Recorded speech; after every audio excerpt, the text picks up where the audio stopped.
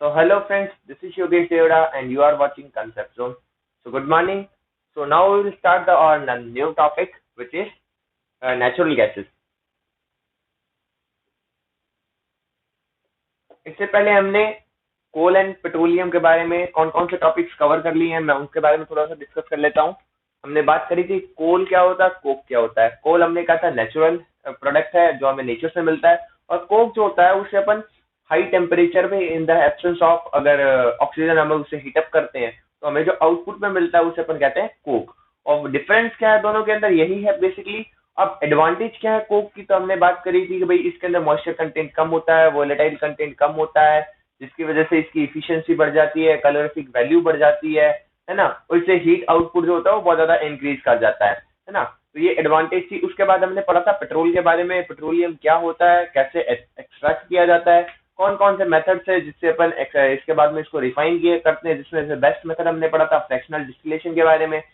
फिर हमने एक पूरी ट्रिक के बारे में बात करी थी कि फ्रैक्शनल डिस्टिलेशन के अंदर कैसे कौन कौन सी चीजें को हम सेपरेट आउट करते हैं, है ना। फिर उसके बाद में हमने पेट्रोल के थोड़े से जो यूजेस है वो पढ़े थे।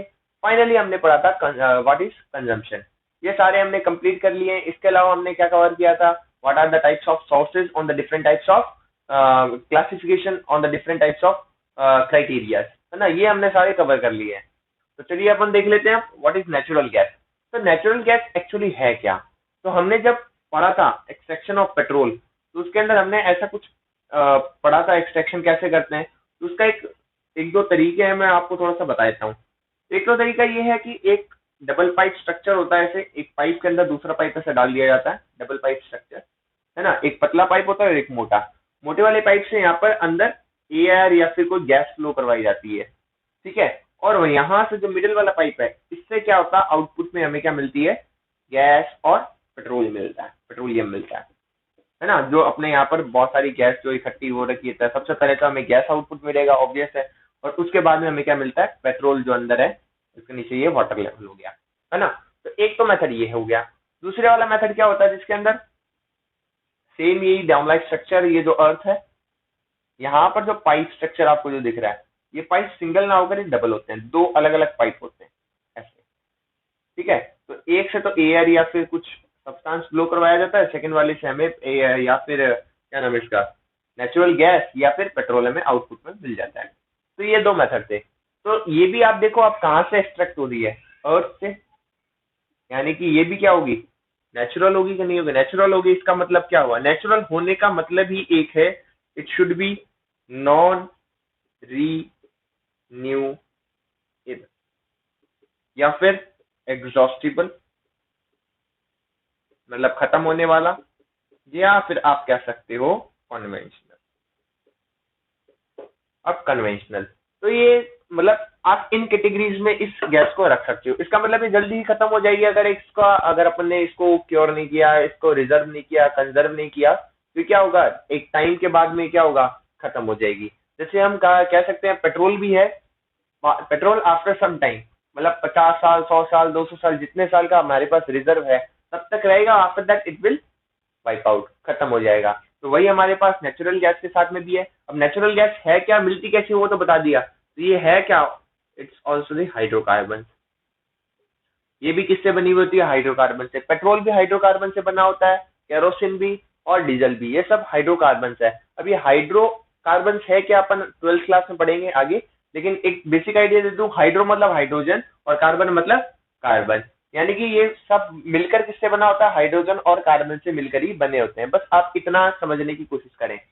तो आपका नेचुरल गैसेस के अंदर मैंने आपको क्या बताया, आप जैसे सीएनजी हो गया, है ना, एलपीजी हो गया, है ना, दीज आर सम गैसेस।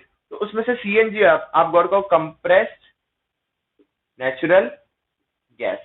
ये कंप्रेस्ड नेचुरल गैस क्यों बोलते हैं, क्योंकि हम क्या करते हैं, इस गैस को भरने के लिए कंप्रेस करके एक पर्टिकुलर सिलेंडर में इसको फिल किया जाता है। इसके what are the uses of this, क्या क्या होंगे, यूजेस क्या होंगे, आपने देखा होगा मोटर व्हीकल्स में यूज की जाती है ना। इसके अलावा आप देखो एज ए फ्यूल यूज किया जाता है, और डिफरेंट टाइप्स ऑफ मतलब जो स्टोव्स है और उनमें, है ना। और इन इंडस्ट्रियल यूज है इसका। है ना। इसके अलावा और क्या हो सकता है? इसके अलावा आप बात कर सकते हो, प्लांट्स में यूज की जाती है ये, है ना। तो these are some uses of CNG. और आपने एक बात सुनी होगी एलपीजी के बारे में भी। एलपीजी का तो बेसिक यूज हमारे घर के अंदर डोमेस्टिक पर्पज के लिए यूज की जाती है, आपको पता होगा। अब ये एलपीजी भी क्या है? Liquid petroleum gas. Petroleum gas ही है। तो देखिए, अब इसके अंदर क्या, लिक्विड लिक्विड फॉर्म के अंदर एक कोई पेट्रोलियम गैस है, उसको मतलब इतना कंप्रेस किया जा रहा है, इतना कंप्रेस किया जा रहा है कि वो लिक्विड फॉर्म में कन्वर्ट हो जाए। अब आप इतनी बात तो अच्छे से जानते होंगे कि लिक्विड, सॉलिड और इसमें गैस में डिफरेंस क्या है। अगर मान लीजिए मॉलिक्यूल दूर दूर है, थोड़े पास पास है, और फाइनली बहुत पास पास है। ये सॉलिड बोल रहा हूँ, ये लिक्विड बोल रहा हूँ, ये गैस बोल रहा हूँ, है ना। अगर इनके पास ये जो बीच के डिस्टेंस है, अगर इतना कम कर दिया जाए जितना कि लिक्विड में होती है, मतलब इतनी, इस डिस्टेंस को कम करके इतना कर दिया जाए, तो ये लिक्विड में कन्वर्ट हो जाएगा। और अगर और कम कर दिया जाए तो ये सॉलिड में कन्वर्ट हो जाएगा। ये बात आप अच्छे से जानते ही हो, है ना। तो बस वही कंसेप्ट यहाँ पर यूज किया जाता है। जो पेट्रोलियम गैस है उसको लिक्विड फॉर्म में कन्वर्ट करने के लिए इसका टेम्परेचर कम करके इसको हाई प्रेशर में सिलेंडर में फिल कर दिया जाता है ना। और इसको अपन एज ए डोमेस्टिक फ्यूल अपन यूज करते हैं। तो जैसा कि मैंने आपको अभी दो तीन चीजें बताई कि पहली बात तो ये क्या है, एग्जॉस्टिबल है, नॉन या फिर नॉन रिन्यूएबल है। तो ऑब्वियसली इनका कंजर्वेशन बहुत ही ज्यादा क्या है, इंपॉर्टेंट है। तो हमें इन्हें कंजर्व करना पड़ेगा। तो इसके लिए आप क्या क्या स्टेप्स उठा सकते हो, उसके बारे में अपन थोड़ा सा डिस्कस कर लेते हैं। जैसे मान लीजिए, अगर आपको एज ए फ्यूल यूज कर रहे हो अगर आप, तो आप क्या क्या कर सकते हो एज ए फ्यूल। अगर फॉर एग्जांपल आप मान लीजिए कि आप अपने मोटर बाइक है, या फिर कोई जो मोटर व्हीकल है आपका, जैसे फॉर एग्जांपल ऑटो, ऑटो के अंदर अपन इसको यूज कर रहे हैं, तो अब क्या क्या हो सकता है, क्या क्या अपन बेसिक क्राइटेरिया है जिनको अगर अपन मीट कर लें तो अपन इसको कंजर्व कर सकते हैं। जैसे फॉर एग्जांपल, रेड लाइट हो जब ट्रैफिक में, ट्रैफिक रेड लाइट पर इंजन ऑफ कर दो, इंजन ऑफ कर दो, है ना। कांस्टेंट स्पीड पर चलाओ, कांस्टेंट स्पीड पर चलाओ, है ना। और क्या कर सकते हो आप, और इसके अलावा और आप क्या क्या यूज कर सकते हो। हाँ, अब ये देखो, सीएनजी एक अच्छा ऑप्शन है कंपेयर देन पेट्रोल, है ना, क्योंकि इसकी इफिशियंसी ज्यादा है। इफिशियंसी का मतलब क्या होता है कि भाई, अगर आप मान लीजिए 1 लीटर पेट्रोल में जितना दूर चलोगे, 1 लीटर गैस में आप उससे ज्यादा दूर चल पाओगे, है ना। ये बात ध्यान रखें। इसकी इफिशियंसी बहुत ज्यादा होती है क्योंकि इसके अंदर बिकॉज ऑफ ये गैस फॉर्म के अंदर है, तो इसका ऑक्टेन नंबर बहुत ज्यादा होता है, प्योरीफाइड होती है। आपने गौर किया होगा जब अपन ने वो एक्सट्रैक्शन वाला ऐसे डायग्राम बनाया था, याद है।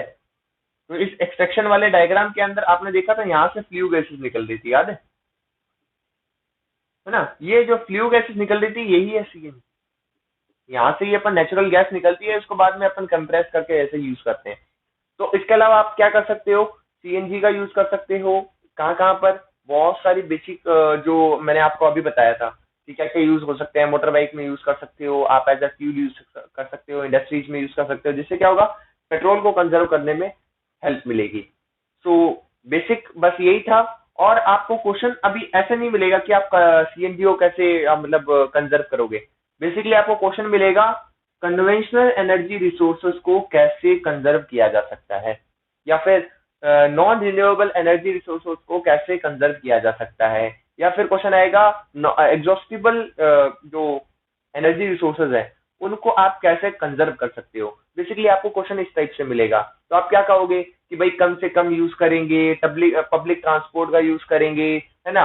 और क्या, ट्रैफिक पर, ट्रैफिक सिग्नल अगर रेड हो जाएगा तो वहां पर अपन इसको इंजन को ऑफ कर देंगे, जहां तक हो सके अपन कांस्टेंट स्पीड पर चलाएंगे, है ना। तो these are some methods. So how can be मतलब कंजर्व दी नेचुरल गैस और नेचुरल रिसोर्सेज। सो यहाँ तक बस चैप्टर में बस इतना ही था।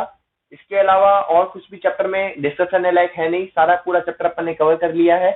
सो यहीं पर अपन सेशन को तो इसको तो एंड करते हैं। हाँ, अब जो असाइनमेंट के जो क्वेश्चंस है, मैं आपको एक लास्ट में पीडीएफ दे दूंगा, लिंक के अंदर आपको पीडीएफ मिल जाएगी, या फिर अपना जो ग्रुप है, ग्रुप के अंदर मैं आपको उसको पोस्ट कर दूंगा, वहां से असाइनमेंट क्वेश्चन नोट कर लेना।